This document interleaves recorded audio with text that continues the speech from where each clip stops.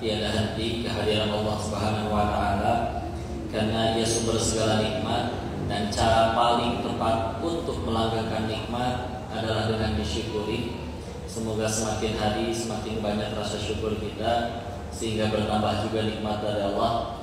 Dan salawat beserta salam semoga selalu tercurah kepada junjungan kita baginda Rasulullah Muhammad sallallahu alaihi wasallam beserta keluarga, sahabat, dan semoga Allah sanggupkan kita istiqomah mengikuti sunnah-sunnah beliau sampai akhir hayat kita. Amin ya rabbal alamin. Salam takzim, salam kenal.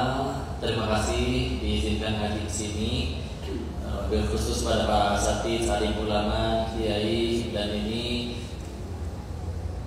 putra putri kebanggaan masa depan Indonesia, insya Allah. Semoga jadi masa depan yang cerah bagi bangsa dan negeri ini.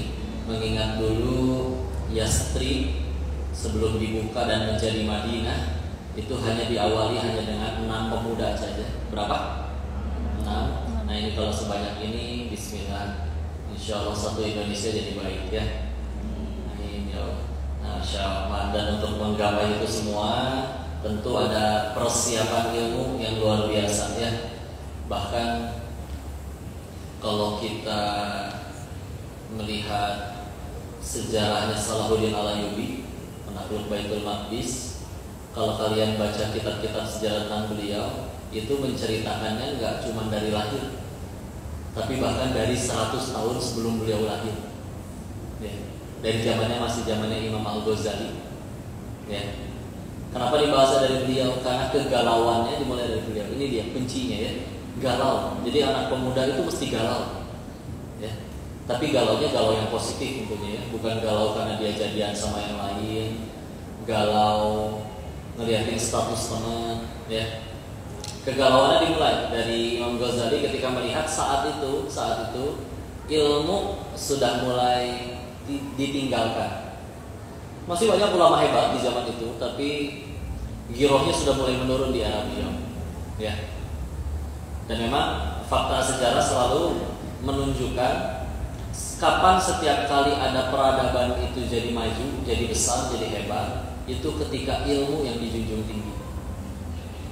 Jadi orang-orang di dalamnya itu apapun caranya jatuh ya, nggak apa-apa, sudah tertulis di Lauh Mahfuz jam segini, tanggal segini akan jatuh ya. Tidak keluar dari skenario Allah ya. Insyaallah tinggal disyukuri. Maka baik lagi tadi ya, orang-orang yang di dalamnya amat sangat, pokoknya ada waktu luang, ilmu itu dicari ya. Kebahagiaannya, kesenangannya, hobinya kepada ilmu ya. Dan kapan setiap kali ada peradaban itu turun, jatuh, bahkan mencapai kehancurannya, tidak tiba-tiba juga, tapi diawali dari ketika di tempat tersebut hiburan yang dijunjung tinggi. Ya. Segini kita tidak sedang bicara hiburannya halal atau haram ya, tapi kita sepakat meskipun itu halal, yang kira-kira lebih meninggikan derajat kita ketika kita mencari hiburan atau mencari ilmu. Ya, makanya selagi masih ada pemuda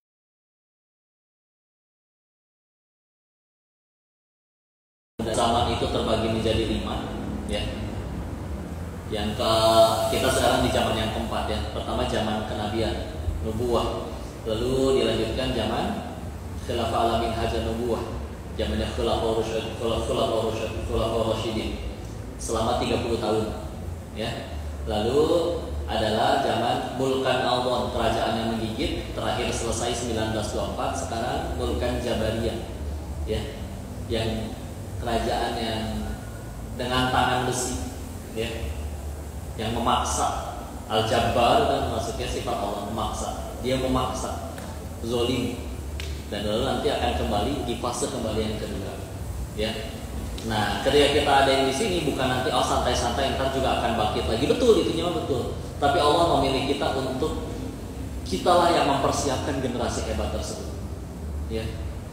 Jadi bismillah nanti di sini akan melahirkan yang murid-murid dari kalian yang bismillah jadi salah satu orang-orang besar di zaman kedepannya yang akan mengulang kembali, dikembangkan kembali sebagaimana Quran surat 110 An-Nasr yang waktu itu ada salah satu riwayat menceritakan turunnya di Fathu Makkah, idza jaa nasrullahi wal fath, ya, jika datang pertolongan Allah dan kemenangan, nasrullahi wal fath, wa ra'aitan nasa yadkhuluna fi dinillahi afwaja, yadkhulu, masuk mereka, ya, kepada agama ini, dan akan fasabbih bihamdi rabbika wastaghfir, masuk berbondong-bondong sambil menyucikan Allah dan beristighfar.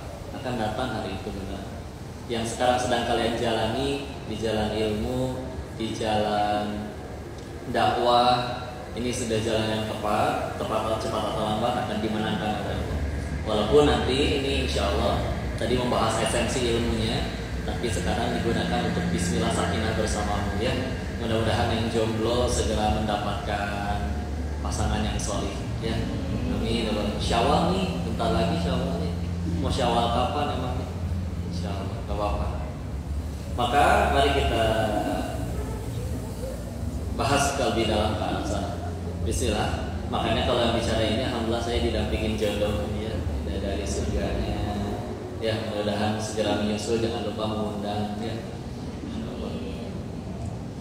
Ketika bicara tentang sana, selalu kita diingatkan bahwa yang menyatukan antara dua orang insan itu sekali lagi bukan rasa cinta, ya.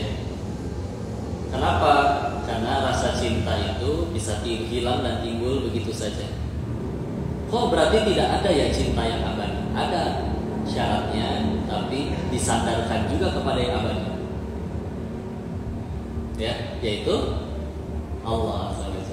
Kayak misalnya contoh, kok kalau cintanya fitrah, lalu aku jatuh cinta, manusiawi kan? Manusiawi. Tapi kalau pengen abadi, tidak bisa kecuali dengan cara disandarkan kepada Allah yang abadi. Karena kalau disandarkannya kepada sesuatu yang tidak abadi, contoh, aku cinta dia karena misal hartanya dan titipan, bisa diambil. Misal tampan atau cantiknya akan habis dimakan usia. Kalau misalkan karena jabatannya, belum 5 tahun ketangkap KPK, ya. Maka apakah ketika alasan-alasan tersebut udahan, hilang, nikahnya juga harus udahan? Tidak embung, ya, mau, ya. Nah, kalau pengen tidak berakhir, yuk sandarkan kepada yang tidak mungkin, yang azali, ya. Telah dahulu ada sebelum semuanya ada, dan akan tetap ada setelah semuanya tiada, ya. Jadi kalau udah alasannya ke sana, oh ini alasan yang paling menguatkan, menyatukan, ya. Sehingga nanti nggak usah bingung kalau ditanya, nah kamu gimana mau nikah? Pacar aja nggak ada. Oh tenang, ya, nggak harus pacaran untuk menikah. Karena kalau bicara tentang pacaran, katanya biar timbul rasa sayang dulu. Nah tadi sayang itu sesuatu bonus aja yang menarik dari Allah. Bayangin ya, kalian waktu SMP di sekolah umum misalkan, kerja kelompok sama satu orang itu aja bisa naksir lama-lama. Apalagi kalau setelah nikah, satu ranjang tiap hari, oh timbul pasti rasa. Ya. Masalahnya, mau yang repot itu, kalau pacaran itu rasanya timbul, tapi dari awal tujuannya tidak ingin beribadah. Ya. Maka ketika coba orang pacaran kalau pengen jujur dalam pikirannya belum tentu pengen nikah. Cuman karena sekelompok terus, tiap hari ketemu di kampus, tiap hari ketemu di sekolahan. Dan dia secara fisik menarik bagiku, satu sama lain saling tertarik, ya. Tidak ada niatan untuk ya sama-sama ke surganya Allah dari awal, emang cuma karena fisik saja misalkan. Terus ketika jalan hidupnya udah mulai beda, dan masing-masing punya tujuan. Yang satu pengen jadi selebgram misalkan, yang satu pengen jadi hafiz Quran, ya. Terus dari awal berarti udah ibarat naik angkot ya, tujuannya beda. Satu pengen ke Bandung, satu pengen ke Tasik, ya. Karena kalau udah satu di dalam satu tujuan gitu enak gitu ya. Ibarat naik angkot, kalau naik angkot yang tadi, saya dari Bogor misalkan, yang satu misalkan Teinda dari Jakarta, lalu pengen sama-sama ke Bandung. Ketika udah nyatu di satu angkot yang sama, apakah masalahnya tidak akan muncul? Pasti muncul. Tapi ketika masalahnya muncul, yang di dalam angkot ngobrol paling, ada masalah nih. Tapi ini tujuan angkotnya pengen ke sana kan, masih pengen ke tujuan kita yang awal kan, yaitu ke Bandung misalkan. Iya sih, ya udah, yuk perbaikin sama-sama. Bensin habis kita isi, ban bocor kita tambal. Toh tujuannya sama, daripada turun angkot di tengah jalan tol, Mending kalau ketemu angkot yang lain, malah bisa ketabrak. Ya. Ada salah ketika ada satu tujuan, bismillah yuk, pengen sama-sama dakwah, pengen sama-sama kepada Allah. Yuk, masalah ada nggak? Pasti ada ya. Rumah tangga seperti awal pasti akan ada masalah. Tapi ketika tujuannya tadi mempersatukan, paling setelah wudhu, sholat, ngobrol berdua. Ngapain kita kikir nanti ya? Dan ujungnya kita pengen kemana? Dan ke surga sama. Nggak mungkin tiba-tiba jawab, nggak mau, udah aku mah sekarang udah pengen ke neraka. Nggak mau, ya nggak mungkin ya.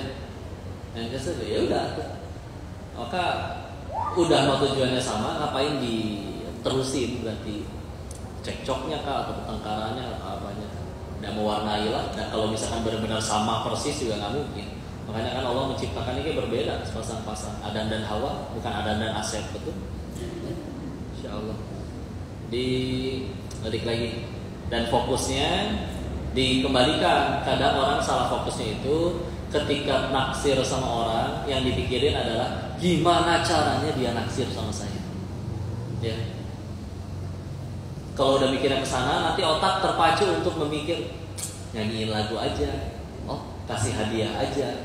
Padahal yuk sekali lagi, hati manusia tidak dibulak-balikan oleh itu semua.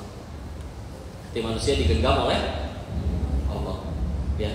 Makanya kadang lihat ada orang yang udah ngelakuin berbagai macam cara, dia masih belum naksir juga. Ntar ada yang komen, kok ada tuh perempuan yang itu misalkan dibeliin mobil sama cowoknya jadi mau dinikahin. Ya sudah, berarti kita sedang dijauhkan dari pilihan yang salah. Karena dari awal kan kita, misalkan kita naksir sama perempuan yang mau sama mobil itu, maka dari awal kita kan nyarinya yang pengen sama-sama menggandeng tangan kita ke surga Allah, bukan menggandeng tangan kita ke showroom mobil. Ya. Jadi ya sudah, ketika dia tertariknya tidak dengan Allah, terus kita nyadari ke Allah, dia malah naksir sama yang lain, padahal digodanya hanya oleh dunia, ya malah tenang aja. Berarti sedang dijauhkan dari yang kurang tepat. Makanya minta jodohnya boleh sih nyebut nama, tapi jangan lupa disebutkan di sepertiga malamnya. Dia ya Allah, karena menurut sependek pengetahuan hamba, dengan dirinya aku bisa tambah dekat kepada-Mu. Ya. Jadi nggak cuma dia, si fulan. Jadi harus selalu. Makanya kalau istiqoroh itu kan harus selalu ditambahkan, hamba dihadapkan pada dua pilihan. Lalu misalkan memilih, hamba pilih pilihan yang pertama. Siapa? Mati ya.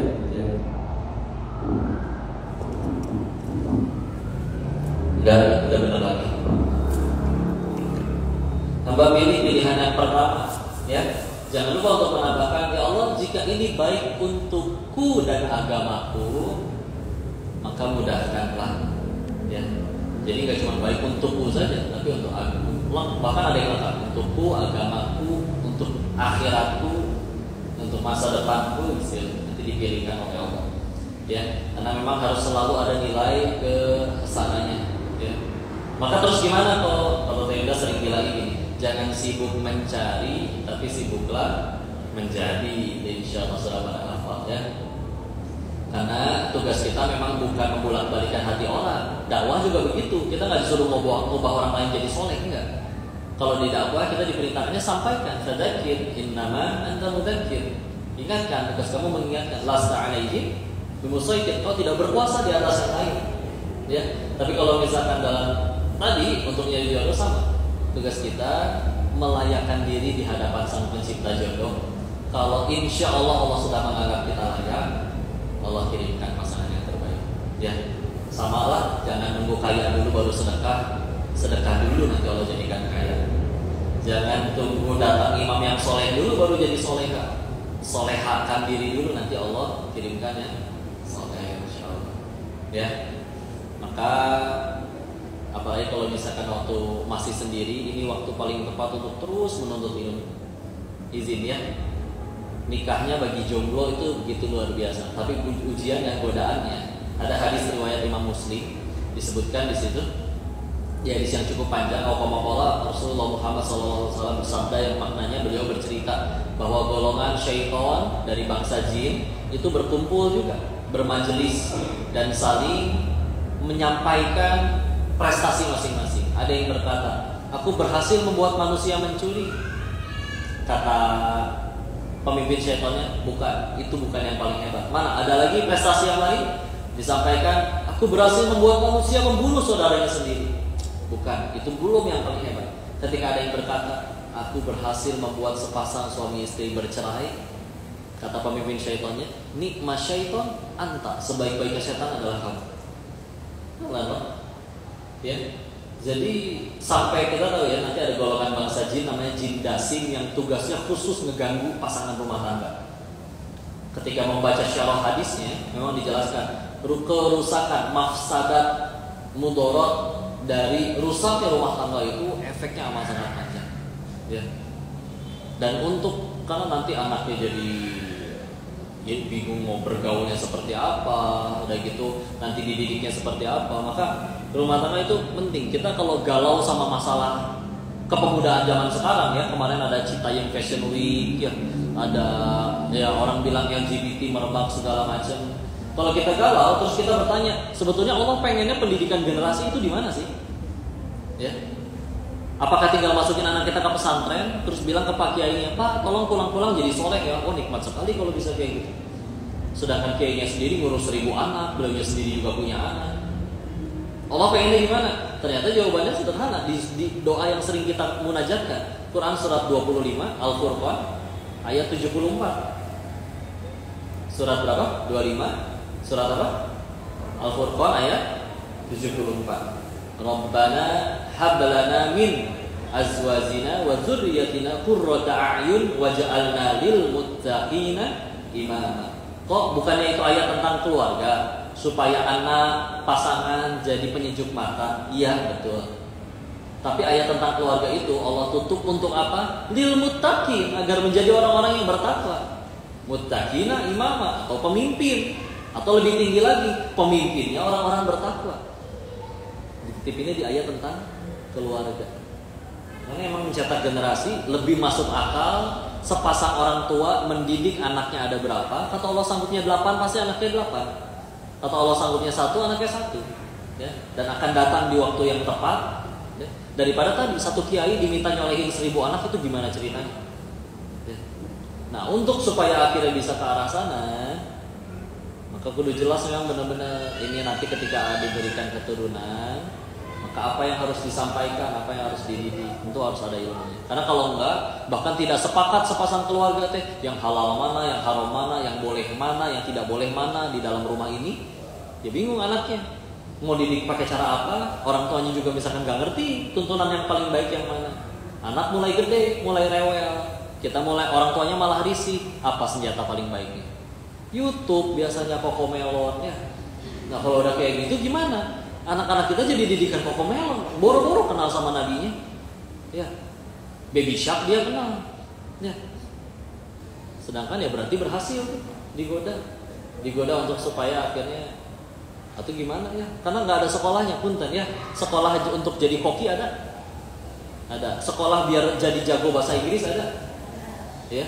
Tapi sekolah untuk jadi ayah yang baik, jadi ibu yang baik, rumah tangga yang baik, ya kudu lewat ngaji kayak gini paling. Nah kalau nggak mau ngaji atau kalau nggak mau kenal tuntunan agamanya, wah ini dia repotnya ya. Sedangkan kalau di Bogor ada bimbel, bimbingan belajar, paket untuk bisa lolos masuk PTN. Dari jauh kelihatan cuma harga nominalnya doang, 80 juta. Apaan tuh, kok di depan bimbel ada tulis 80 juta? Oh tiket masuk surga kali ya. Ya taunya buat masuk kampus. Ya. Itu gitu di bawahnya ada keterangan, belum tentu lulus. Sakit hatinya, betul. Dan ada yang tetap bayar gitu ya. Sedangkan untuk mendidik anak-anaknya keturunan, oke, ada orang tua yang masih menyadari kita nggak ngerti agama kok, akhirnya dipanggil guru ngaji, alhamdulillah. Tapi kadang masih aja ada yang, kok nggak usah sering-sering lah anak saya ngaji, udah niatnya cita-cita anak saya juga nggak pengen jadi ustadz, nggak pengen jadi ustazah. Masa ngaji cuma hanya untuk ustadz dan ustazah? Dan enggak. Setiap orang kan perlu tuntunan, ya. Sedangkan giliran tadi untuk masuk kampus ya, bukan masuk surga, 80 juta gejabah nih, masya Allah. Gak bisa gitu bu, mesti seimbang. Ya udah sok, nggak apa-apa ngaji. Ngaji sama siapa? Sama tetangga tuh ada yang mau ngajak. Berapa biayanya sebulan? 100.000. Mahal amat katanya. Sakit hati kan, kayak ngejenggut. bukan jenggot rambutnya, bibirnya gitu ya. Insyaallah. Sedangkan punten, ini yang ulang sebelum ke Teh Indah ya. Ini waktu kami lagi main ke rumah ama nenek ya, ibunya ayah. Maka papi sama kami, ayah ibu kami ngobrol sama cicinya, berarti uwa ya, sama kakak perempuannya. Ngobrol lah tentang ya masa lalu mereka gitu ya. Ceritalah sampai di satu bahasan tentang teman-teman mereka yang dulu pada kemana. Disebutlah satu nama, si orang ini nih, si fulan ini adalah yang paling kaya di pergaulannya orang tua kami dulu ya. Maka dijawab oleh Wak itu, oleh kalau saya manggil ih si itu udah meninggal kayak nyaris busuk 7 hari di kontrakan jelek pinggiran kota. Kenapa bisa begitu? Bukannya anak-anaknya masih kaya semua? Iya, anak-anaknya kaya, orang anak-anaknya yang naruh bapaknya di situ. Hah? Kok bisa? Saya perhatiin deh, cocok pengen ngambil hikmah gitu.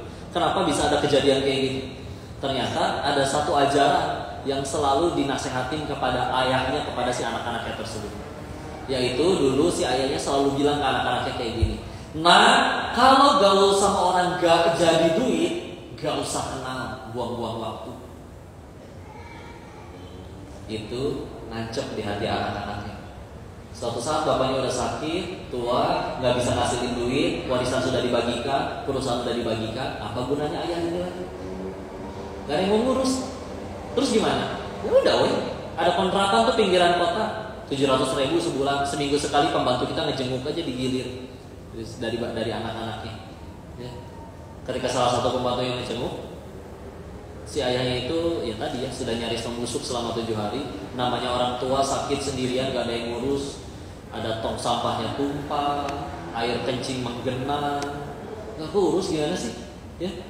Dan demi Allah, yang membunuh si bapak ini bukan masa tua dan sakitnya, tapi perasaan dibuang oleh orang yang dia, anak yang dia bangga-banggakan. Sok lah bu, jujur-jujuran ya. Ketika kita yang misalkan dipuji, hebat ya anaknya jadi presiden, hebat ya anaknya punya perusahaan, bla bla segala macam. Kaya, tajir, meliti, punya jabatan, viral, populer. Tapi ibu diperlakukan seperti film azab Indosiar. Masih dibanggain bu anak kayak gitu? Enggak tuh. Ya. Salah satu yang bikin saya pengen pulang akhirnya ninggalin Thailand itu ketika ngelihat bos-bos judi di sana, meskipun mereka bangga kadang dengan anaknya yang kuliah di Jerman, di mana, tapi mereka mupeng, iri ketika mereka sedang makan di restoran bagus di seberang jalan. Kalau kayak kita mah ada pecel lele gitu ya, ibunya pengen makan teh disuapin, ya ayamnya disuirin, pengen makan jeruk kulitnya dikupasin, ya ditelatih, dia kelihatan wajah mupengnya. Kapan anak saya pernah kayak gitu? Yang di Jerman sekalinya nelpon minta duit, nggak minta duit nggak nelpon. Meskipun anak-anaknya nggak pernah masalah keuangan, anak-anak kita bosen, bete paling ke warung. Anak-anak mereka bosen saking nggak ada masalah keuangan, bosen bete ambil handphone pesen tiket ke Singapura, jalan-jalan, beli koper di sana, beli baju di sana. Sekalinya pulang di rumah, kebayang rumah orang kaya segede apa ya? Dari ruang tamu sampai kamarnya mungkin harus naik angkot, ya, hiperbola ya. Tapi saking gedenya kan nggak pernah ngumpul di ruang tengah kan, di kamar masing-masing udah lengkap fasilitasnya. Jadi di rumahnya nggak pernah ketemu sama anaknya. Sampai akhirnya dia keucap, atuh buat, kalau bahasa kitanya mah ya, atuh buat apa saya teh nyari duit kia-kia, atau sampai kayak begini. Orang usaha yang lurus aja masih bisa dijahatin orang. Ini usaha yang haram di sana, bersinggungan dengan hukum. Banyak orang iri, banyak orang licik, banyak orang pengen jahatin, makanya kemana-mana bawa bodyguard. Katanya lebih dapat uang lebih banyak, dapat beneran uang lebih banyak, bisa kasih katanya sekolah terbaik, guru terbaik, fasilitas terbaik. Jadi kalau memang ternyata ujung-ujungnya anak-anaknya begitu, mata jangan terlalu silau dengan ini udah hasil penelitian dari Oxford, Harvard, bla bla bla ya, pendidikan mesti begini, ya. Dia akan bicara, insya Allah. Yuk jujur-jujuran, Indonesia udah merdeka berapa tahun? 77 tahun ya. Udah berapa kali ganti kurikulum? Kali-kali ya. Islam 14 abad nggak pernah ganti kurikulum. Quran dan Sunnah ya udah terus. Ya. Sampai kadang rapat penelitian para guru selesai keluar. Bahkan baru saja mendapatkan ini ya, bahwa ada pendidikan jangan berkata jangan. Wih, seolah keren ya. Patah langsung dengan ayat-ayat Nabi. Orang-orangnya sendiri berkata jangan, wala taqrabuz zina, jangan mendekati zina. Nabi juga berkata, la taghdab wala taljan, jangan marah. Begitu pakai kata jangan enggak? Seolah-olah wah ini dari pendidikan terbaik. Enggak, pendidikan terbaik adalah yang benar-benar bisa jadi aset, anaknya jadi pahala jariah buat kita. Kalau segera targetnya dunia doang mah ya, yang tidak menyembah Allah pun anaknya ada yang pada jadi direktur perusahaan juga. Tapi masalah birrul walidainnya bisa harus dikaji ulang kembali. Ada guru lagi bicara tentang kajian, kok ternyata pendidikan kita tuh nggak boleh pakai hukuman, tapi diberikannya sanksi. Nah, bedanya Bu? Ya, gini kok, hukuman itu diberikan kalau ininya beda. Kalau misalkan contoh dia nggak bikin PR, maka dihukumnya ya tentang PR juga, jangan disuruh ngepel WC. Itu hukuman, nggak nyambung. Harusnya sanksi itu hukumannya sesuai, nggak bikin PR suruh bikin PR misalkan, gitu ya. Waktu itu oleh guru kami Ustaz Budi Asadi ditanya, guru yang ngomong itu ibu rapat kayak gitu tuh sampai dapat kesimpulannya kayak gitu berapa jam? 2 jam. Dari mana itu? Udah gitu kata guru kami, beliau jawab, rapat 2 jam itu patah dan langsung percuma hanya dari satu hadis Nabi. Yang mana? Yang Nabi mengingatkan kalau anak sudah mulai usia 7 tahun harus diajari sholat. Kalau dia 10 tahun masih belum mau sholat, sudah boleh dipukul. Ya. Apa hubungannya sholat sama dipukul?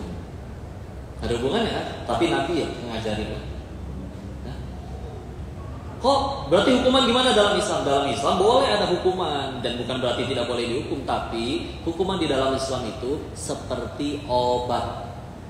Tahu obat? Kalau dosisnya pas, sembuh. Dosisnya kebanyakan, tambah sakit. Jadi kudu pas. Karena kalau misalkan ketemu konsep Nabawi yang menyebutkan sampai di hadis yang lain, Al-Qala Rasulullah Muhammad SAW bersabda yang maknanya, gantungkan cambuk di rumahmu agar anak-anak mengerti adab. Ya. Waktunya punya kebaikan, apresiasi, disayang jelas disayang. Tapi kadang kita tuh terlalu gampang heran. Kita punya konsep yang luar biasa tentang pendidikan dalam Islam itu, ya. Dan tadi diawali dari ini ilmu untuk dalam hati, untuk rumah tangga, ya.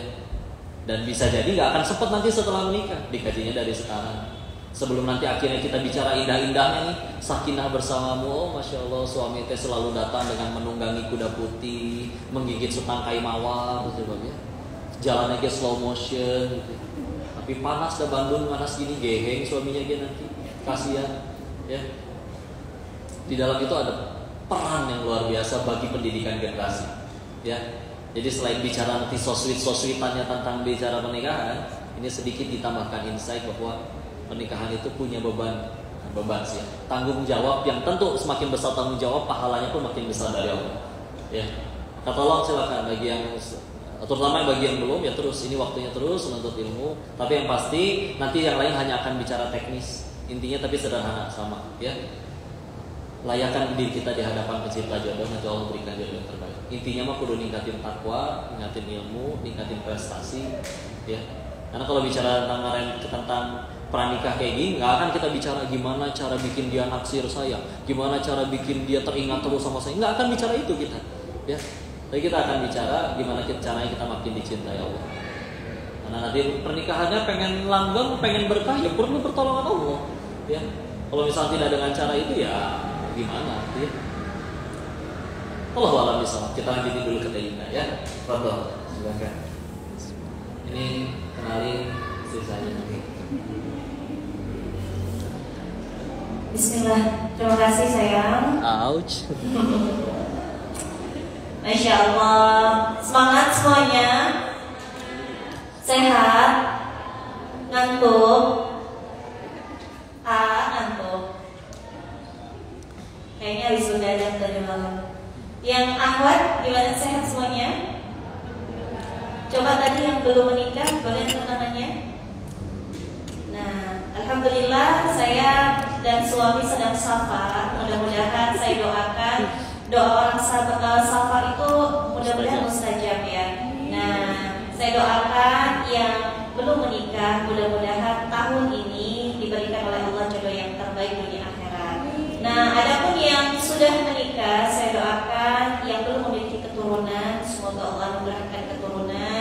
Allah jaga pernikahannya, Allah jadikan pasangan sehidup sesurga insyaallah. Amin ya Allah rabbal alamin. Baik, kita doa dulu ya. A'udzu billahi minasyaitonir rajim. Bismillahirrahmanirrahim. Rabbi shrah li sadri wa yassir li amri wahlul 'uqdatam min lisani yafqahu qawli. Rabbi zidni ilman warzuqni fahman birahmatika ya arhamar rahimin. Allahumma ilman nafi'an wa rizqan halalan thayyiban wa 'amalan mutaqabbalan. Allahumma faqihna fid din wa 'allimna muta'wil. Rabbana la tuzigh qulubana ba'da idh hadaitana wa hab lana min ladunka rahmah innaka antal wahhab. Amin ya Allah ya rabbal alamin. Bismillahirrahmanirrahim. Alhamdulillahilladzi bi ni'matihi tatimmus shalihat. Segala puji hanya milik Allah Rabb semesta alam, yang dengan nikmat darinya segala nikmat itu menjadi sempurna di hadapan Allah. Alhamdulillah ala kulli hal. Segala puji hanya milik Allah dalam setiap keadaan, baik dalam keadaan kita senang maupun kita sedang susah, baik dalam keadaan kita lapang maupun dalam keadaan kita sempit, baik dalam keadaan kita sendiri maupun dalam keadaan kita tengah berumah tangga. Mudah-mudahan ada Allah di antara kita. Amin ya rabbal alamin. Baik, tadi kita sudah mendengar insight luar biasa dari Koko tentang mungkin lebih banyak tentang ilmu untuk berumah tangganya. Yuda lebih pengen membahas tentang aku ingin sakinah bersamamu. Yang paling membuat diri ini sedih adalah ternyata ilmu saja tidak cukup untuk mengarungi bahtera rumah tangga. Sepakat? Sepakat ya? Kita lihat Yuda kasih faktanya. Kenapa Yuda katakan ternyata ilmu agama atau ilmu-ilmu lainnya saja tidak cukup untuk kita berumah tangga. Ini menarik. Kemarin Yuda sempat menyimak kajian dari Bunda Eli Risman. Ada yang pernah ikut kajian beliau? Beliau mengatakan ternyata ilmu saja tidak cukup bagi seorang laki-laki dan perempuan untuk berumah tangga. Kenapa? Kita lihat, Yuda hadirkan faktanya. Yang pertama, betapa banyak orang-orang berilmu yang mohon maaf di luar sana dipanggil ustadz dan ustazah tapi bercerai. Betul nggak? Kita lihat selebgram deh, selebgram yang kita lihat kehidupan di feed Instagramnya begitu romantis, tapi nggak terdengar begitu lama ternyata bercerai. Betul nggak? Sebentar ya.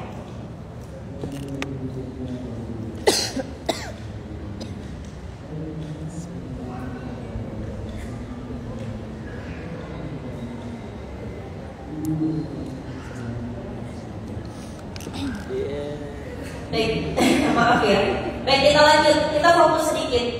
Yuda mau kasih fakta karena ini serius teman-teman. Seorang selebgram yang kalau kita teliti Instagram feed-nya dan story-nya atau TikTok-nya itu penuh dengan gambar-gambar dan video romantis yang seolah-olah kita menarik kesimpulan mereka sangat sakinah, betul nggak? Mereka sangat bahagia, pernikahan mereka benar-benar adem ayem. Tapi ternyata 2 bulan, 3 bulan kita dengar kabar mereka sudah pisah rumah. Apa yang salah? Tapi ternyata ilmu saja tidak cukup untuk seorang laki-laki dan perempuan berumah tangga. Karena banyak orang yang berilmu katanya, tapi ternyata untuk menjadi imam bagi seorang satu istri saja dia belum mampu.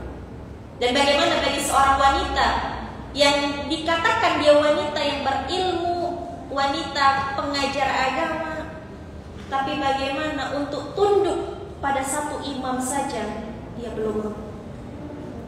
Ini menarik. Ternyata menikah itu tidak cukup dengan ilmu, tapi juga butuh iman. Apa teman-teman? Apa teman-teman? Yang semangat dong. Gimana jodoh mau datang?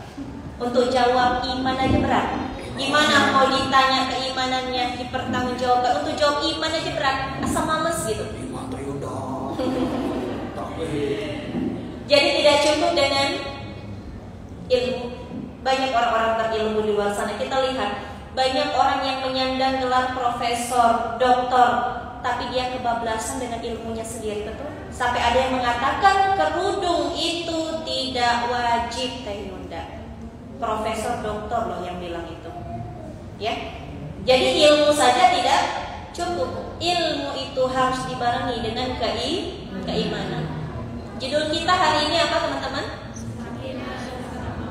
Aku ingin sakinah bersamamu. Anzala sakinah fi qulubil mu'minin liyazdadu imanan wa imanihim. Allah yang menurunkan sakinah ke dalam qulub, ke dalam hatinya mukmin, orang-orang yang beriman, baik laki-laki maupun perempuan. Sakinah itu sama dengan tenang. Beras habis, tenang. Anak rewel, tenang. Suami belum dapat pekerjaan yang baik, tenang. Kenapa dia bisa sakinah hatinya dengan keterbatasan yang ada? Karena ternyata sakinah itu yang menurunkan bukan suami. Sakinah itu yang menurunkan bukan istri. Tapi siapa yang menurunkan sakinah? Allah Subhanahu wa ta'ala. Allah yang menurunkan sakinah untuk menambah ketenangan, keimanan di samping keimanan orang-orang beriman yang telah ada, kata Allah. Jadi dalam kehidupan rumah tangga nanti, yang pertama kali harus kita dekati siapa? Allah Subhanahu wa ta'ala. Di Quran surat Ar-Ra'd, Quran surat 13 ayat 28, apa kata Allah? Ala bidzikrillah itatma'innul qulub. Rumah-rumah yang tidak ada Quran di dalamnya, rumah-rumah yang jarang berzikir di dalamnya, penghuni rumahnya malas zikir kepada Allah, maka dikatakan rumah itu seperti layaknya kuburan. Meski kalau dipandang dari luar dia bak istana yang megah, yang mewah. Makanya pas Yunda datang ke rumah-rumah artis, itu tidak silau. Kenapa? Kita melihat bukan dari fisik rumahnya, tapi kita lihat apakah penghuni rumah membacakan Al-Quran di dalamnya.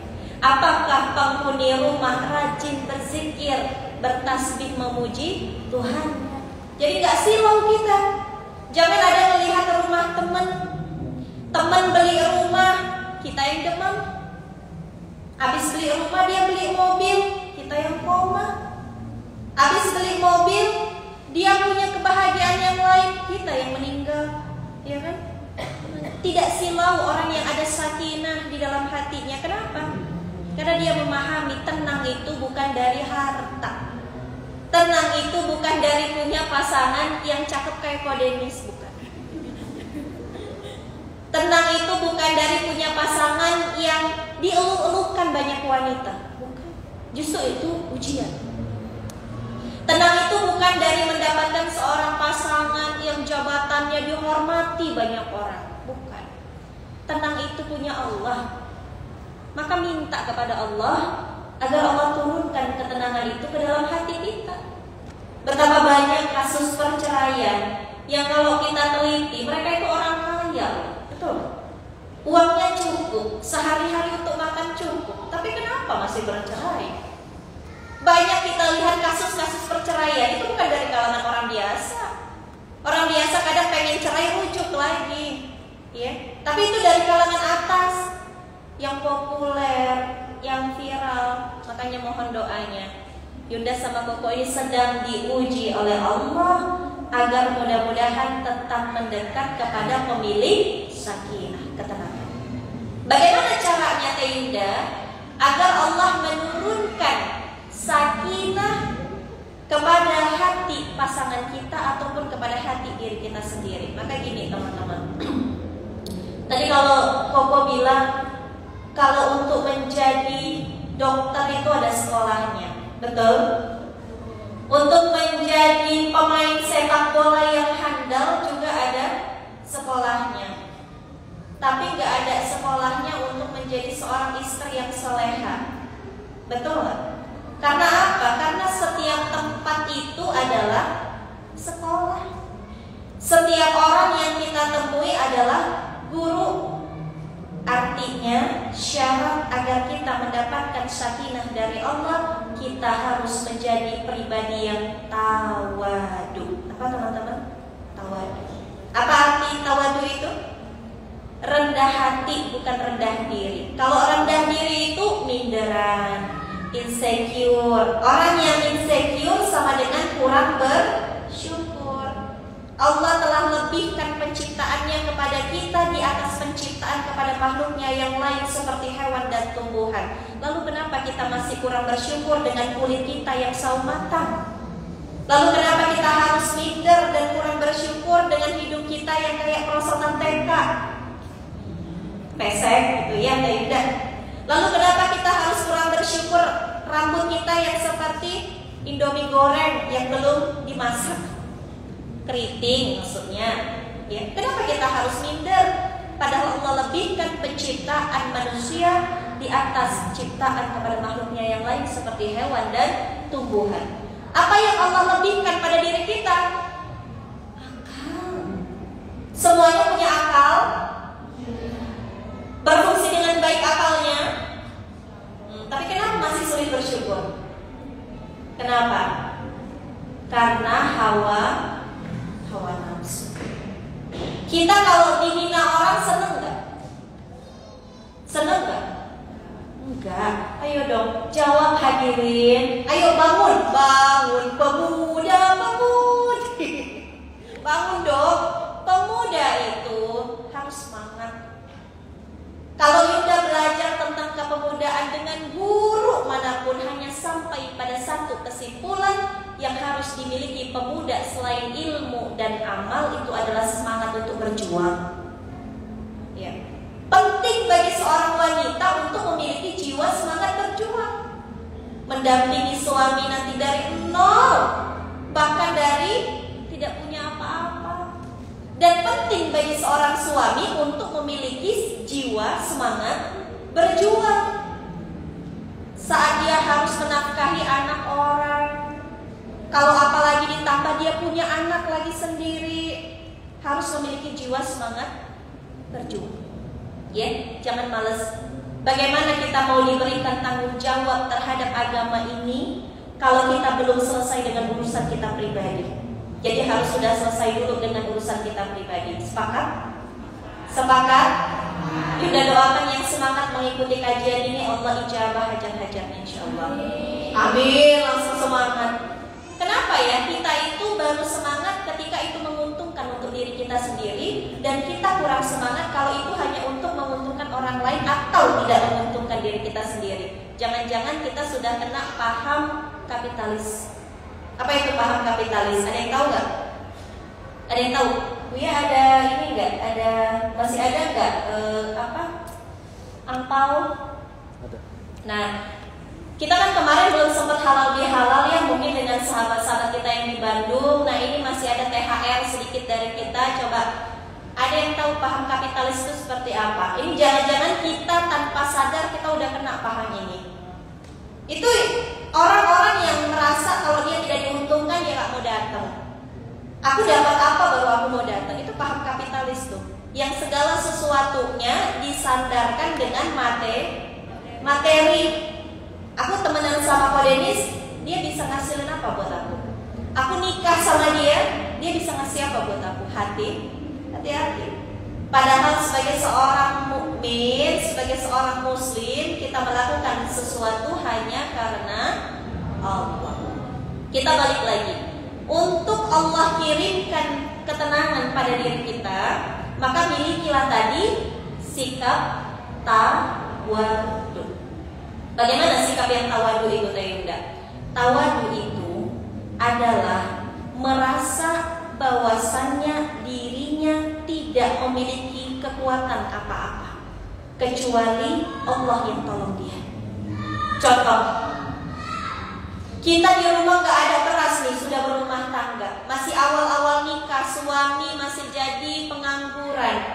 Kalaupun ada penghasilan, biasanya mungkin karena jual buku, sehari-hari hanya pendapatan 250.000 rupiah. Tapi banyak yang udah saksikan, mohon maaf, ustadz, ustazah, guru-guru kita yang dulu penghasilannya tidak jelas, ya, mereka mampu sakinah dalam rumah tangganya. Kenapa? Karena istri sakinah hatinya, suami sakinah hatinya. Nah ini nanti kenapa suami bisa sakinah? Karena istri di rumah sakinah. Kuncinya ini kita perempuan. Yunda kasih faktanya. Kenapa seorang pejabat yang rumahnya banyak, mobilnya banyak, tapi masih pengen korupsi? Kenapa? Karena istri di rumah tidak sakinah. Gak tenang dia, emasnya baru 2. Gak tenang dia, rumahnya baru 5, sementara teman-temannya punya rumah 10. Itulah yang memaksa suami untuk mengambil hak orang lain, untuk berbuat zolim kepada orang lain maupun dirinya sendiri. Makanya Rasulullah Muhammad SAW berpesan kepada laki-laki dan perempuan dalam hadis yang sahih. Ya, hadis riwayat Ibnu Majah dikatakan, dan juga hadis riwayat At-Tirmizi. Ini pesan untuk laki-laki dan perempuan sebelum menikah. Yuda pengen kasih tahu dulu untuk laki-laki. Apa pesan Rasulullah? Rasulullah SAW bersabda yang maknanya, untuk kalian para laki-laki, pilihlah seorang wanita dengan kebaikan agamanya, maka niscaya tanganmu akan selamat. Kenapa tangan? Dia tidak akan berani ngambil hak orang lain. Dia tidak akan berani berbuat curang. Dia tidak akan berani menyentuh wanita lain yang bukan halal untuk dia. Makanya jelas hadisnya, bagi para laki-laki, kalian boleh nikahi wanita karena cantiknya, boleh. Kalian nikahi wanita karena kehormatannya, boleh. Kalian nikahi wanita karena nasabnya, boleh. Kalian nikahi wanita karena dia kaya, keluarga kaya, boleh gak? Boleh. Boleh gak? Boleh. Tapi apa kata Rasul? Dari sekian banyak yang kalian lihat, lihatlah pada satu yang keempat, yaitu din, agamanya. Agama itu penting. Diteruskan oleh Rasul, karena wanita dengan kebaikan agama, dia akan jadi rem kalian dalam kehidupan. Dia akan menjadi penolong. Ini luar biasa. Wanita solihah akan menjadi penolong bagi suaminya ketika hidup di dunia. Suami dihina oleh ibu mertuanya. Gimana sih? Udah 4 tahun nikah, belum punya rumah juga. Seorang wanita yang solihah datang sebagai penolong. Mungkin tak bawa harta, tapi bawa sakinah. Gak apa-apa mas, gak apa-apa. Kita gak punya rumah di dunia, mudah-mudahan punya rumah di surga. Suami jadi sakinah, tenang suami. Akhirnya dia bekerja juga tenang. Dia gak mau ambil hak orang lain. Kenapa? Ada istri soleha yang gak banyak nuntut di rumah. Sepakat gak? Bener gak yang dibilang ini? Kok jadi horor? Kayaknya tersinggung yang sudah menikah. Tapi kata Yunda, tenang, itu tadi buat suami, buat laki-laki. Dan sekarang ke perempuan. Ini juga Rasul juga berpesan kepada para wanita. Apa kata Rasul? Pilihlah oleh kalian laki-laki dengan 2 kebaikan. Yang pertama kebaikan agamanya, yang kedua adalah kebaikan akhlaknya. Baik, Yunda akan jabarkan bagaimana melihat seseorang dari tingkat kebaikan agamanya. Ini diriwayatkan, dikisahkan bahwasannya Umar bin Khattab itu pernah mendapati sahabat mengatakan, dia ini orangnya soleh banget, dia ini baik agamanya. Kata Umar, jangan terburu-buru menilai orang lain, kata Umar. Ditanya sama Umar, kepada sahabat ini ditanya sama Umar, apakah engkau, yang pertama, kita mau melihat ini laki-laki baik tidak agamanya. Yang pertama, apakah engkau pernah berurusan uang dengannya? Lihat, tanya aja teman-teman si cowok ini. Mungkin dia punya teman kampus, mungkin dia pernah berhubungan dengan musyrifahnya, dengan musyrifnya, dengan gurunya, dengan murabbinya. Tanya, bagaimana kalau kita berhubungan uang dengannya? Apakah dia amanah? Apakah dia suka minjem-minjem kan gitu? Apakah dia suka ngutang? Apakah dia ngambil pinjaman online? Nah, hati-hati ya. Betapa banyak kehancuran rumah tangga cuman gara-gara pinjol. Ya, lihat yang pertama kata Umar, jangan terburu-buru menilai agama seseorang. Ditanya sama Umar, apakah engkau pernah berurusan uang dengannya? Kalau kita sudah clear, ini laki-laki tak pernah ada catatan ribanya. Bagus. Ini laki-laki tak pernah ada catatan ngemisnya. Bagus. Berarti dia seorang mental pejuang. Ya. Yang kedua, dilanjutkan sama Umar, apakah engkau pernah safar berpergian jauh dengannya? Ditanya lagi sama Umar. Nah, kita lihat, mungkin kita tidak pernah berpergian jauh dengan beliau, ya. Kalau pernah mungkin sesama komunitas mungkin paham. Tapi kalau nggak tahu gimana Tayunda? Tanya sama orang tuanya, tanya sama teman-temannya gimana dia pas safar. Jam berapa dia bangun subuh? Bangun tidak dia pas tahajud? Kalau kita camping-camping komunitas kan kelihatan. Teman-teman udah mulai tahajud, dia baru bangun, kelihatan. Dan yang terakhir kata Umar, apakah engkau pernah bertetangga dengannya? Bertetangga. Kita nggak tahu nih, karena rumah kita jauh dengan dia. Yunda sama Koko itu jauh, Yunda Medan, Koko Bogor. Gimana cara ngasih taunya? Tanya.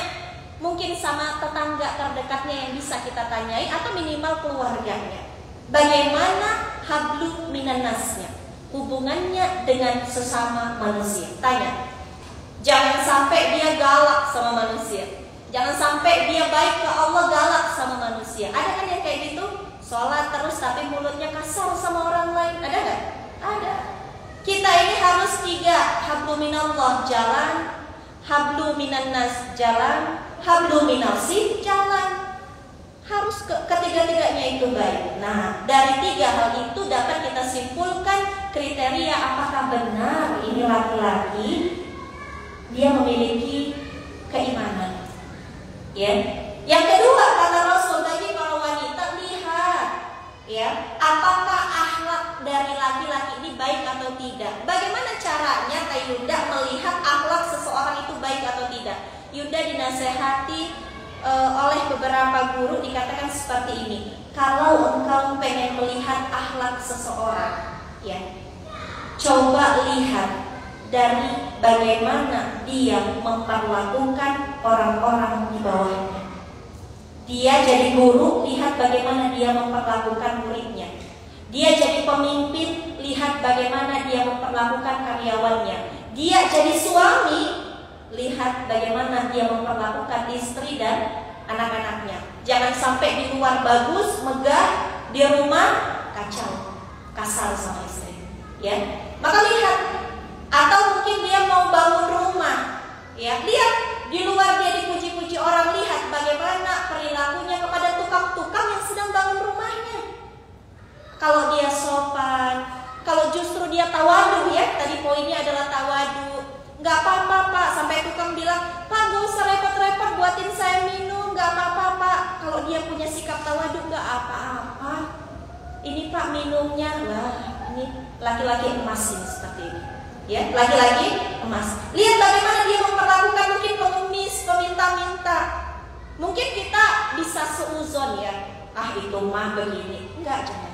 Kita lihat, mungkin dia sudah tahu mereka curang, tapi dia tetap mangga Pak, semoga jadi amal soleh, mangga Pak untuk bantu rumah. Kalau dia sopan, santun kepada orang yang ada di bawahnya, maka dikatakan akhlaknya memiliki akhlakul karimah. Dia memiliki akhlak yang baik. Atau kalau teman-teman punya pembantu di rumah, atau orang-orang yang bantu-bantu kita bersihin rumah, lihat bagaimana cara dia memperlakukan pembantu di rumahnya. Ini menarik.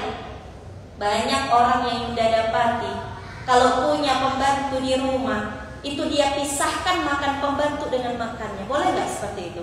Nggak boleh. Kenapa? Kenapa Yuda bilang seperti ini? Itu ada landasannya, ada kisahnya. Yunda lupa ini dari sahabat yang mana, nanti coba teman-teman cari lagi. Tapi seingat Yunda pada satu waktu ada seorang sahabat yang dia memiliki seorang budak. Lalu dia makan secara terpisah dengan budaknya. Ditegur sama Rasulullah, gak boleh seperti itu. Akhirnya setelah ditegur oleh Rasulullah, setiap hari apa yang dia makan dalam satu nampan bersama budaknya. Jadi ada kisahnya, ya. Guru dalam kehidupan kita siapa? Rasulullah Muhammad SAW. Kalau Rasul saja melarang kita untuk membeda-bedakan, kenapa kita lakukan itu? Cuma dengan asas dasar-dasar mungkin ideologi-ideologi modern yang kita dengar, ya.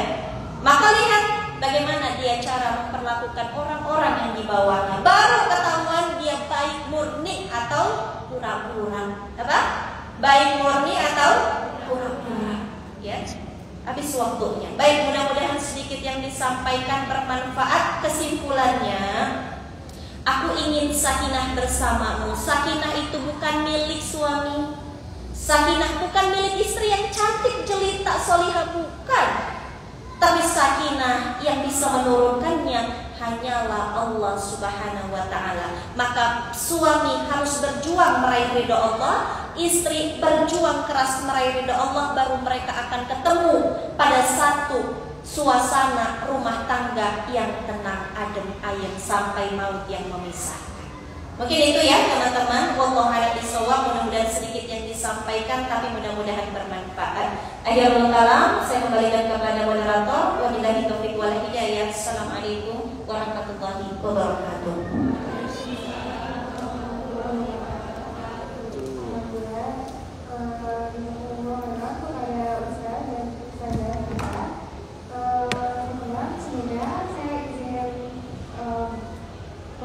Informasikan bahwa ada salah satu program kami yang sama Community, yaitu Mahasiswa dari Desa. Kegiatan ini merupakan salah satu kegiatan Mahasiswa Community, yaitu mengajar anak-anak di desa, dan sudah berjalan 2 tahun. Yang alhamdulillah hari ini santrinya berjumlah 120 orang. Nah, alhamdulillah bismillah sudah dibangun asrama juga untuk santri di desa, berkat support teman-teman juga nih. Nah, hanya fasilitasnya masih kurang saat ini, sehingga santri memerlukan bantuan teman-teman untuk menunjang kegiatan menghafal berupa seperti karpet, lemari, meja, dan Quran. Bagi teman-teman semua yang ingin berkontribusi dengan bersedekah untuk membangun asrama, bisa langsung diberikan kepada nanti ada yang terima kasih. Langsung saja kita buka sesi tanya jawab yang bertanya. Baik, sebelum tanya jawab, saya pengen, ini karena momennya sedekah ya, mau sedekah sekarang, nanti kita iringi dengan sholawat ya. Saya sedikit tambahkan teman-teman, ini tasnya bagus-bagus, kerudungnya bagus-bagus, gamisnya bagus-bagus, yang laki-laki kemejanya bagus, sweaternya bagus. Mudah-mudahan masih ingat dengan hadis riwayat Bukhari, khairukum man ta'allama al-Qur'ana wa 'allama. Masih ingat? Kata Rasul, sebaik-baik kalian adalah orang yang belajar Al-Qur'an dan mengajarkan Al-Qur'an. Ini tadi ada program dari tahfiz dari desa yang mau kita sedekahkan, satu orang yang belajar Al-Qur'an, santri, kita dapat pahalanya nih satu. Yang kedua yang mau kita sedekahkan adalah orang yang mengajarkan Al-Quran, gurunya santri, dapat 2 kebaikan dari sedekah kita pagi hari ini. Maka teman-teman, sambil jalan kita sambil sholawatan, berikan sedekah terbaiknya, niatkan mudah-mudahan dari sedekah pagi ini menjadi wasilah terkabulnya doa teman-teman, insya Allah. Bersolawat bersama sambil jalan itu infaknya. Sallallahu ala Muhammad, sallallahu alaihi wasallam. Ayo bersolawat bersama. Sallallahu ala Muhammad, sallallahu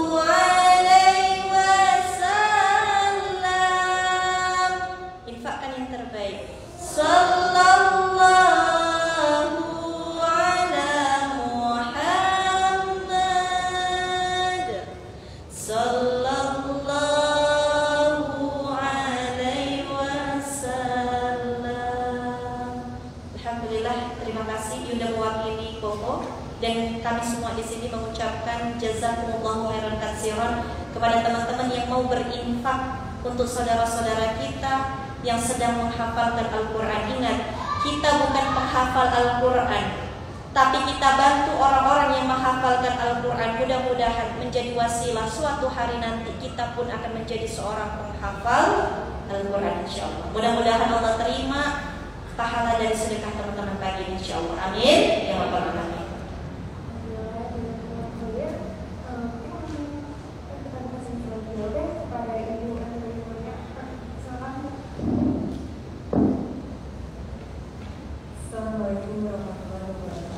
Waalaikumsalam warahmatullahi wabarakatuh.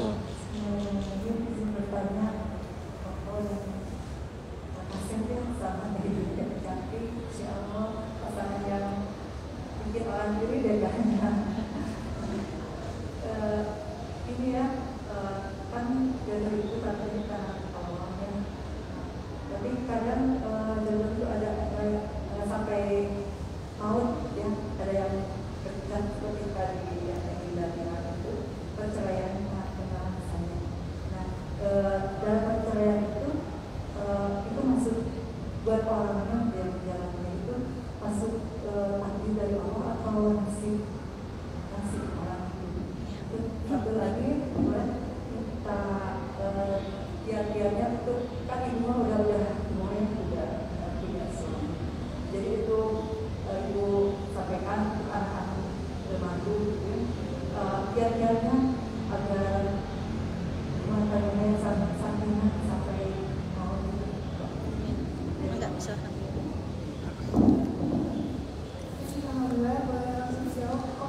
Baik, bismillah. Jadi yang pertama apakah perceraian itu Takdir atau nasib? Takdir atau nasib? Insyaallah. Ya, baik. Bicara takdir, Allah ada membuat yang namanya lauh mahfuz ya, di mana di dalamnya itu sudah tertulis sampai daun terjatuh di belah mana, ranting yang mana yang basah pun itu tertulis, apalagi urusan manusia. Ya. Tapi terlepas dari itu semua, saya tahu nanti manusia itu akan dihisab dari perbuatannya, kemerdekaan. Karena begini, sederhananya nikmat ada tiga. Ada nikmat hidup, karena hidup itu kita jadi bisa beramal solih. Tapi hewan juga hidup, ya. Nah, lalu lebih di atas itu lagi ada nikmat merdeka. Nah, merdeka nih kita nih. Merdeka ini contoh, nanti azan zuhur berkumandang, kita bisa milih untuk sholat, bisa milih ninggalin masjid. Kalaupun memilih ninggalkan masjid, tidak langsung ada petir menyambar, merdeka.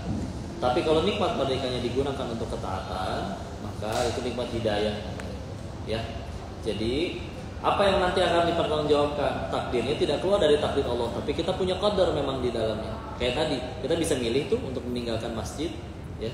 Tapi itu nanti yang akan dihisab. Kok berarti kalau misalkan ada orang yang mencuri itu takdir dari Allah ya untuk dia jadi pencuri? Enggak. Karena istilah mahfuz itu tidak hanya dari satu takdir saja, ya. Tapi adalah rangkuman dari kumpulan dari berbagai macam takdir. Kalau kita berbuat baik nanti nyambung ke takdir yang lain yang baik. Kalau kita memilih untuk berbuat buruk akan nyambung ke takdir lain yang buruk, ya. Tapi semuanya tidak ada yang keluar dari ketentuan Allah, ya. Nah, bicara nanti cerai, seperti apa nanti dia, apa takdir seperti apa pun, kalau bicaranya tentang ketentuan Allah, tidak ada yang keluar dari skenario Allah. Tapi yang harus lebih kita pikirin, kita tuh nggak diperintahkan oleh Allah menentukan takdir dan memikirkan takdirnya, tapi kita lebih harus memikirkan dari perbuatanku yang mana ini yang membuat aku tambah diridhoi oleh Allah. Cerai nih, seorang istri cerai. Oke, cerainya di dalam Islam boleh, walaupun itu perbuatan halal yang dibenci oleh Allah. Tapi dia cerainya karena kalau sholat dicambukin sama suaminya.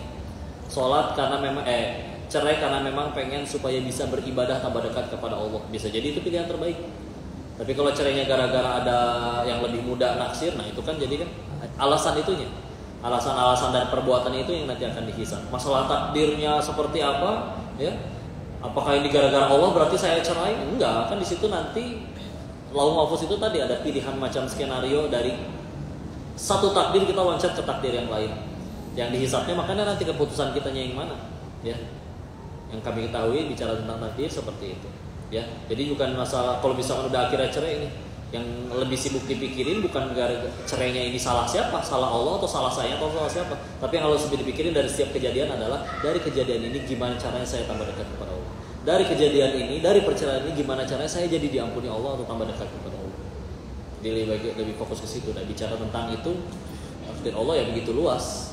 Tapi kita sekali lagi tidak diperintahkan mikirin dan nentuin takdir, tapi diperintahkan untuk yang penting kita terus-menerus mengejar ridha Allah. Satu. Yang kedua, tadi itu tentang nasihat kiat-kiat untuk punya anak-anak ya ibu yang mantu ya, Masya Allah.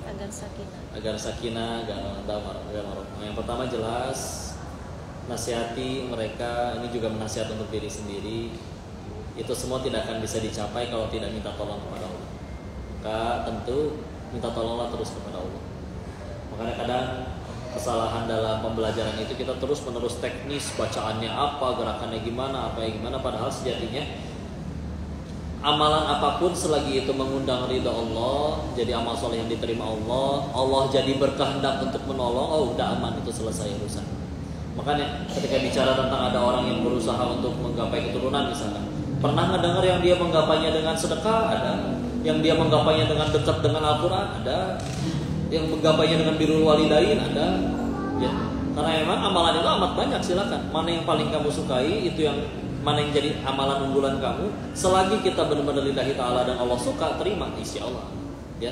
Makanya ketika nanti cara kepada nanti anak dan mantunya, saya arahkannya tidak lebih ke arah teknisnya, tapi lebih ke arah yuk layakkan diri di hadapan Allah untuk ditolong. Ya. Kalaupun bicara tentang komunikasi dan apa yang harus diajarkan, ya kita kutiplah dari Quran surat kedua Al-Baqarah ayat 133. Ya. Ini kisahnya Al-Baqarah 133 ini menceritakan Nabi Yakub alaihissalam. Beliau raja, udah gitu wafat, sebelum wafat ngumpulin anak cucunya. Kita kebayang kalau misalkan punya kakek raja, terus sebelum wafat ngumpulin anak cucu, kira-kira mau ngapain?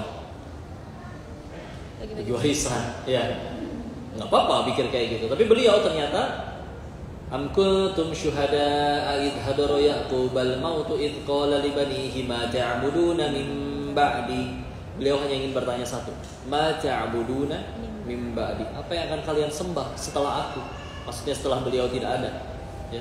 Qalu na'budu ilaha wa ilaha wahid. Dan kami hanya akan menyembah kepada Tuhan yang Maha Satu, Tuhannya Ibrahim, Tuhannya Ismail, Tuhannya Ishak. Tauhid yang diajari. Atau Luqman yang bukan nabi, soalnya tadi mah nabi. Begitu banyak nasihatnya Luqman dari 34 ayat di surat Luqman, surat ke-31, dimulai di ayat ke-13-nya. Nasihat nomor satunya dibandingkan semua nasihat yang lain, di nomor 13-nya, ayat 13-nya, itu adalah nasihat pertamanya, la tusyrik billah inna syirka dzulmun adzim. Jangan menyekutukan Allah, sesungguhnya kesyirikan itu adalah kezaliman yang amat sangat besar. Lihat betapa ajaran tauhid itu harus benar-benar di awal banget nancep. Ya. Jadi beliaunya sendiri juga mengajak, lihat, bapak nggak peduli, kakek nggak peduli, mau kamu jadi raja atau hamba, mau kamu jadi direktur ataupun karyawan, presiden ataupun rakyat, selagi engkau menyembah Tuhan yang satu, kita bertauhid kepada Allah. Dengan tauhid itu nanti jadi pengen takwa, pengen taat, aman, kita kumpul lagi insya Allah di surganya Allah. Daripada anak pertama nih, kamu tipsnya ini, dan ini perusahaan buat kamu ya dek. Yang ini nomor 2 nih, warisannya showroom mobil. Yang ini warisannya harta, segala macam. Tapi kalau ternyata tidak sama-sama menyembah Tuhan yang sama, menyembah kepada Allah, wah itu kurang esensial ya. Maka selalu diingatkannya ke arah Allah, ke arah ketauhidan. Karena bicara teknis mah orang bisa nyari lah sekarang, cara komunikasi, cara segala macam. Tapi kadang yang hilang dari itu semua adalah yuk esensi ketauhidannya itu gimana. Karena kalau misalkan teknis lagi, seolah-olah nanti lupa bahwa sejatinya segala keberhasilan itu ada di tangan Allah, ada di pertolongan Allah. Maka yang harus lebih penting lagi dimulai dari, karena waktunya singkat ya, yuk dimulai dengan menggapai ridhonya Allah ya. Allahu a'lam. Ada bisa jawab. Sedikit menambahkan, masih ada waktu. Baik. Sedikit menambahkan tentang qada dan qadar. Kalau kita bahas di kitab Nizamul Islam, peraturan hidup di dalam Islam, itu luas sekali membahas tentang qada dan qadar. Kita harus bisa membedakan dulu apa qada, apa qadar ya. Jangan sampai kebalik. Karena gini, rukun iman salah satunya yang harus kita imani bukan hanya Allah, malaikat, rasul, kitab, hari kiamat, tapi juga iman kepada qada dan qadar. Ada nih babnya, Bun. Jadi kalau cerai ini masalah keimanan nih. Kecelakaan, masalah keimanan. Ada yang meninggal, masalah keimanan. Kenapa? Karena Allah minta di rukun iman yang terakhir itu iman kepada qada dan qadar. Maka jangan sampai kebalik. Terus qada itu apa, Tayunda? Qada itu adalah ketentuan dari Allah yang sudah tercatat dalam satu kitab namanya Lauhul Mahfuz. Masalahnya gini, jangan kepedean. Tidak ada satupun di antara kita yang tahu bagaimana catatan kita di dalam kitab Lauhul Mahfuz. Nah, itu ajaibnya. Jadi qada segala apapun yang telah Allah catatkan atas makhluknya dalam kitab Lauhul Mahfuz. Allah udah tahu. Nanti Yunda ini bakal nikah usia berapa, dia punya anak berapa, punya rumah tahun berapa, nanti karirnya bagaimana, meninggalnya tahun berapa, sudah ada dalam kitab Lauhul Mahfuz. Itu qada. Nah, kita juga harus beriman sama yang namanya qadar. Kalau qadar apa, Teh Yunda? Qadar itu adalah kemampuan, ya, kemampuan kita untuk menjumpai takdir terbaik dalam kitab Lauhul Mahfuz. Contoh sederhana gini. Bunda-bunda jawab ya. Hadirin boleh jawab? Ikhwan boleh jawab? Akhwat boleh jawab? Silakan. Teman-teman, pagi-pagi nih manasin motor terus berkendara dari rumah ke masjid ini, ya. Qadarullah, karena di jalan teman-teman takut telat, akhirnya teman-teman ngebut luar biasa, kecelakaan, baret tubuh. Kecelakaannya qada apa qadar? Angkat tangannya ikhwan dulu. Yang ikhwan yang jawab kecelakaannya qada yang mana? Yang ikhwan. Ikhwan yang jawab kecelakaan ya. Ini sudah kejadian, sudah kecelakaan, sudah baret. Qada apa qadar kecelakaannya? Qada. Oke. Yang akhwat yang jawab kecelakaannya qada apa qadar? Yang jawab qada. Jangan ragu. Angkat tangan yang jawab qada. Baik. Ini saya tandain yang jawab qada. Yang jawab qadar. Enggak ada juga kalau qadar bilang sisanya enggak. Ini yang enggak angkat tangan jawabannya apa? Wallahu a'lam. Ya. Yang benar adalah ketika sudah kejadian, ikhwannya rata-rata benar jawabannya. Akhwat kayaknya harus berguru sama ikhwannya. Ya. Ketika sudah kejadian, kecelakaan, sudah baret, itu tanda terimanya udah ada, itu qada. Ketentuan dari Allah sudah ditentukan jam sekian, pukul sekian dia kecelakaan. Tapi ada qadarnya kita. Qadar itu apa? Tadi di perjalanan dia ngebut atau pelan-pelan dalam berkendara. Ya, gini, kalau dia pelan-pelan, dia berikhtiar ya, kadar. Qadar itu dari kata kadar, ada kadarnya manusia. Ada kadarnya manusia, ada ikhtiarnya manusia. Sepanjang jalan dia lihat bagaimana mau belok, dia perhatikan dan dia tidak berkendara dengan kencang, pelan-pelan. Maka ada kadar. Dengan kadar ikhtiar yang baik, maka insya Allah akan ketemu dengan qada terbaik. Ya, tapi kalau udah kejadian, udah nggak berbicara qada dan qadar, sudah ketentuan dari Allah. Ya, tinggal kita taubat, banyakin syukur, ya. Tapi kalau misalnya tadi ada ikhtiarnya, itu yang harus dilakukan dengan maksimal. Contoh gini, kalau misalnya teman-teman dapat suami, misalnya suaminya suka mukul, banyak kan kejadian KDRT. Nah, kalau sudah menikah sama si suami, itu qada, takdir atau nasib? Tadi kan itu pertanyaan Bunda. Baik, kita belajar kitab. Memang gini, Yunda masih ingat waktu di bangku kuliah belajar qada sama qadar itu hampir 1 bulan sama musyrifah. Gitu aja, belajarnya ditanya sampai kita benar-benar yakin ini qada apa qadar, apa nasib kita aja nih yang ngenes kan gitu. Nah, menikah sama suami yang suka main gampar, itu takdir atau nasib? Kalau sudah menikah, sudah ada tanda jadinya itu buku nikah, ya sudah qada. Engkau sudah dituliskan dalam kitab Lauhul Mahfuz ini suamimu.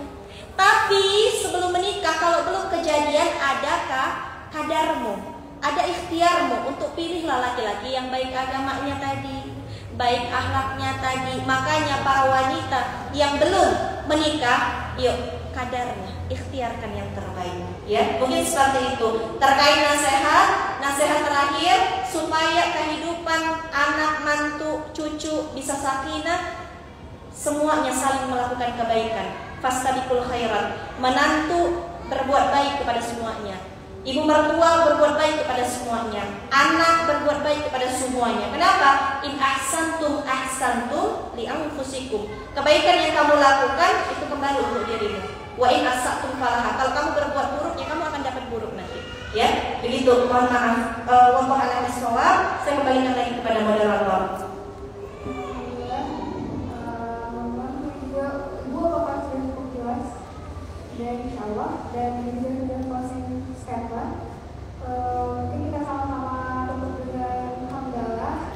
Alhamdulillahirabbil alamin. Istighfar sama-sama. Astaghfirullahaladzim, astaghfirullahaladzim, astaghfirullahaladzim. Subhanakallahumma wa bihamdika asyhadu an la ilaha illa anta astaghfiruka wa atubu ilaik. Lagi karena ada Ustaz, teman-teman boleh saya langsung di sini. Wassalamualaikum warahmatullahi wabarakatuh. Waalaikumsalam. Terima kasih ya semuanya. Kita tutup dengan doa kafaratul majelis. Subhanaka Allahumma wa bihamdika asyhadu an la ilaha illa anta astaghfiruka wa atubu ilaik. Alhamdulillahirabbil alamin. Terima kasih banyak ya teman-teman yang sudah menyimak kajian pada hari ini. Semoga bermanfaat dan semoga menjadi amal yang diterima Allah. Akhirul kalam, wabillahi taufiq wal hidayah. Assalamualaikum warahmatullahi wabarakatuh.